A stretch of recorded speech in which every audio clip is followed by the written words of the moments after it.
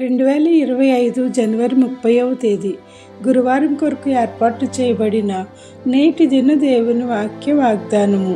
యెషయా గ్రంథము 45వ అధ్యాయము 2వ వచనము.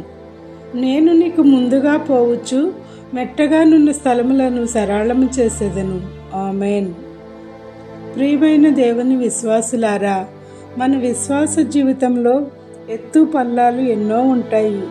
మనం ఎక్కలేనంత ఎత్తైన ప్రాకారాలు, సుడిగుండాలు ఎదురవుతూ ఉంటాయి. అటువంటి పరిస్థితుల్లో త్రియేక దేవుని మీద ఆధారపడాలి. మన భారం ఆయన పైన వేయాలి. ఎన్ని ప్రార్థనలు చేసినా కొండ వల్లే సమస్యలు పెరుగుతూ ఉన్నాయి. అయినా సమాధానం లేదని చింతపడవద్దు. అయితే మనల్ని పరీక్షించడానికి ఆలస్యం అవుతూ ఉంటుందని భావించుకోవాలి. యేసయ్య మన విశ్వాసమును పరిశీలించువాడు మాత్రమే, శోధించువాడు కాదు.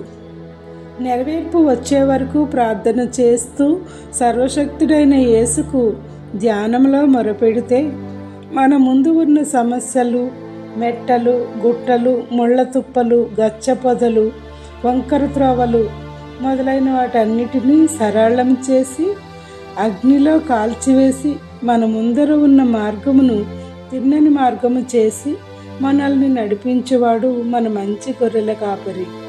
కావున ఆయన మార్గంలో నడిస్తే ఇశ్రాయేలీలకు ముందు నడిచి విజయం ఇచ్చినట్లే మన ప్రార్థనలకు సరళమైన సమాధానం పొందగల స్థితిని దేవాది దేవుడు మనందరికీ దయచేయునుగాక.